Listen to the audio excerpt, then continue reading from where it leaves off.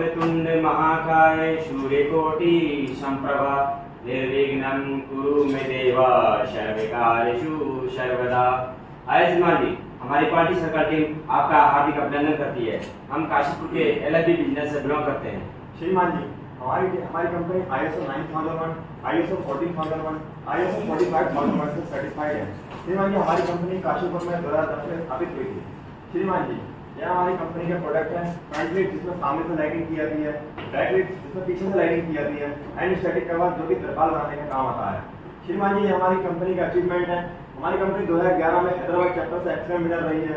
उसके बाद हमारी कंपनी 2014 में पुणे चैप्टर से एक्सीलेंट विनर रही है। उसके बाद हमारी कंपनी 2016 में रायपुर चैप्टर से एक्सीलेंट विनर रही है। उसके बाद हमारी कंपनी 2017, 18, 19 में रुद्रपुर चैप्टर से विनर रही है। 2020, 2021 में कोविड-19 की वजह से कोई पार्टिसिपेट नहीं हो पाया। उसके बाद 2022 में रुद्रपुर चैप्टर से विनर रही है। आइए श्रीमान जी, मैं आपको अपनी टीम से अवगत कराता हूँ। हमारी team leader mister Pankaj Singh, deputy leader में पंकज कुमार, टीम मेंबर मनीष महोत्रा, असद अली और राहुल पांडे। श्रीमान जी, हमारे facilitator mister Rajaram sir, coordinator mister Ankit sir है। हमारी टीम का मीटिंग वेन्यू कॉन्फ्रेंस हॉल है। हमारी मंगलवार को 3 से 4 बजे तक मीटिंग करते हैं। इसका अटेंडेंस 90% है। ये प्रोजेक्ट हमने मार्च 2023 से अगस्त 2023 तक रखा है। श्रीमान जी, इन 12 स्टेपों द्वारा हम अपनी प्रॉब्लम को सॉल्व करेंगे।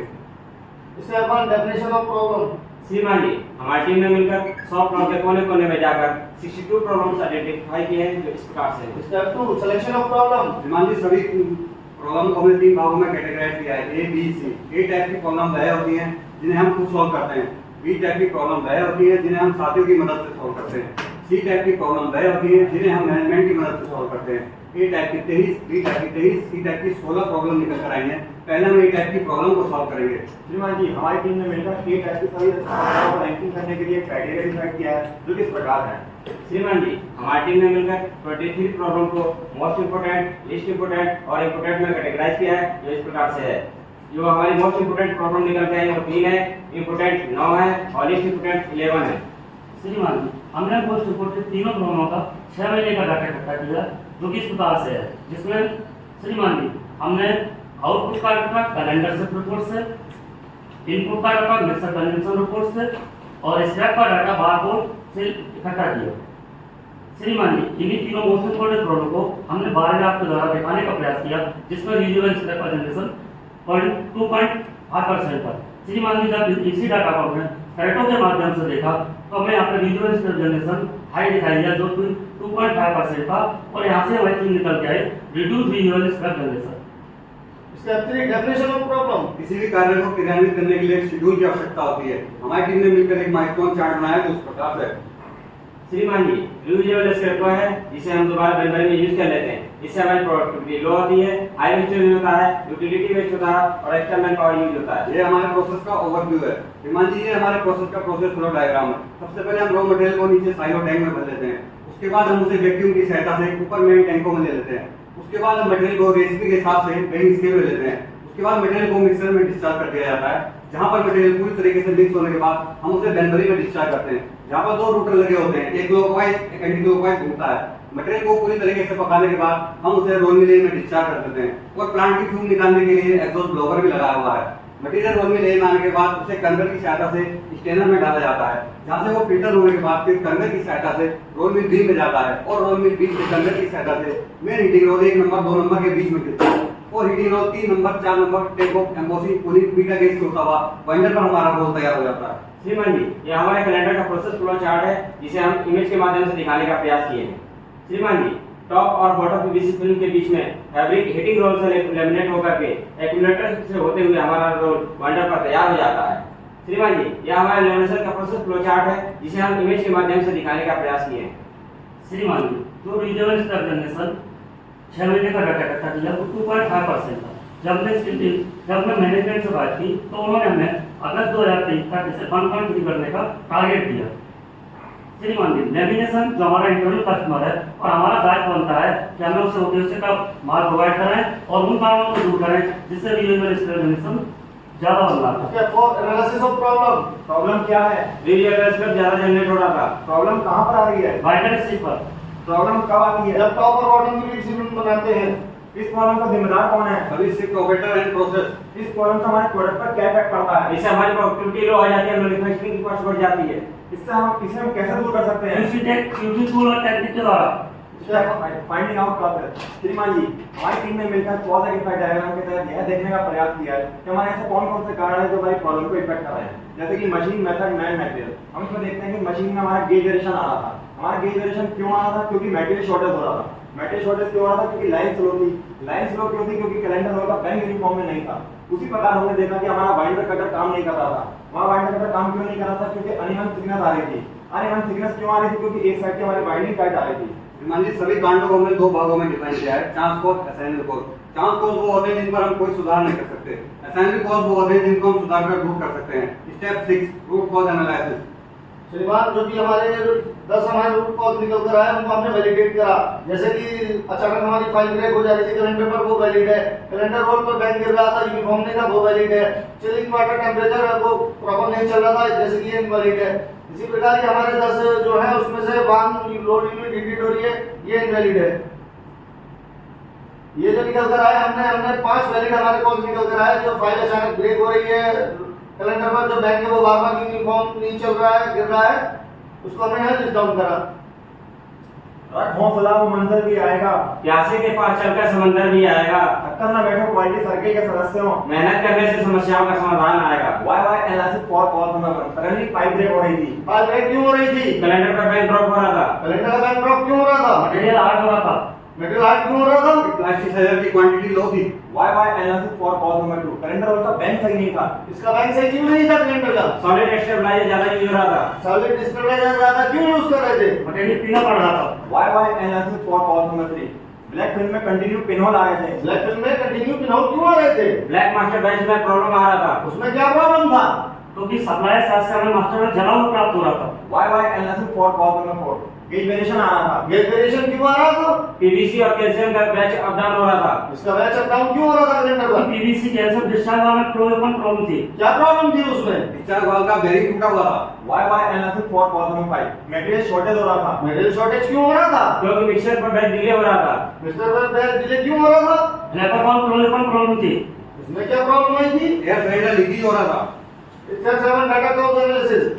श्रीमान जी, हमारी टीम ने मिलकर सभी 5 रूट कॉज को लिस्ट आउट किया जो इस प्रकार से है। श्रीमान जी, जो हमारे 5 वैलिड नोट को निकल के आए थे उनका हमने लास्ट समय का डाटा इकट्ठा किया, जैसे हमने बार ग्राफ के द्वारा दिखाने का प्रयास किया है। जब इसी डाटा को हमने पैरेटो के माध्यम से देखा तो 42 ब्लैक मास्टर बैच की वजह से हमारा 42% इसका जनरेशन बहुत ज्यादा हो रहा था। और स्टेप 8 डेवलपमेंट ऑफ सॉल्यूशन। श्रीमान, जो हमारे यहाँ निकल कर आए थे रूट कॉज, तो वो मेन 3 रूट कॉज निकल कर आए। ब्लैक मास्टर बैच यूज कर रहे हैं, बहुत ज्यादा क्वांटिटी में हम स्टेबलाइजर यूज कर रहे हैं और प्लास्टिसाइजर की क्वांटिटी कम है। श्रीमान जी, हमारे तो रूट कॉज नंबर 1 एक निकल कर आया, उसके लिए हमारी टीम ने मिलकर ब्रेनस्टॉर्मिंग किया। उसके बाद हमने देखा जैसे कि हमारा ब्लैक मास्टर बैच यूज हो रहा था, इसके भी हमारे कई सारे सॉल्यूशन निकल कर आए। तो क्या हम ब्लैक मास्टर बैच को हटा दें? नहीं, ऐसा नहीं कर सकते क्योंकि हमारा कलर प्रोडक्शन रुक जाएगा।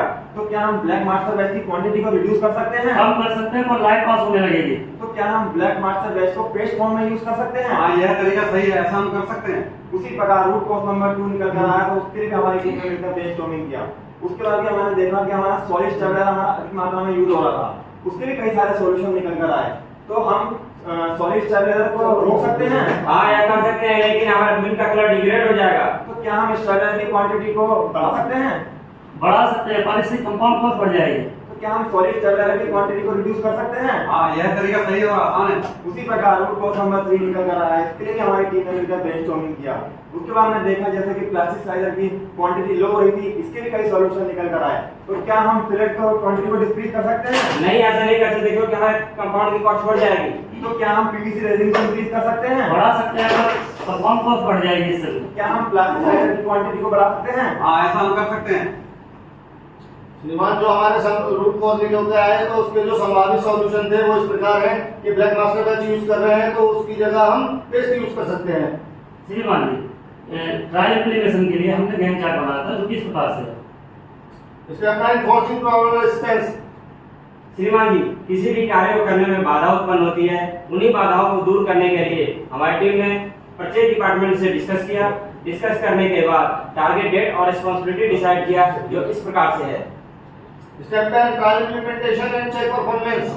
श्रीमान जी पहले हम ब्लैक मास्टर बेस का सॉलिड फॉर्म में यूज कर रहे थे, तो किसी किसी लॉट में हमें जला हुआ माल प्राप्त होता था, जिससे हमारी फिल्म में दाना और पिनहोल आते थे। उसके बाद हमने परचेज टीम से बात करके इसको पेस्ट फॉर्म में प्राप्त किया है, जिससे हमारी फिल्म का दाना और पिनहोल खत्म हो गया है। अतः हमारी टीम ने निष्कर्ष निकाला कि हम black master base solid form की जगह पेस्ट फॉर्म में यूज करेंगे।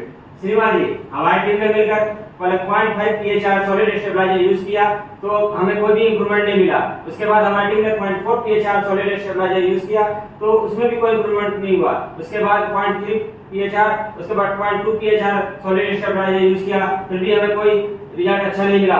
उसके बाद हमारी टीम ने 0.1 pHr सॉलिड स्टेबलाइजर यूज किया तो हमारा प्रोडक्ट ओके हो गया।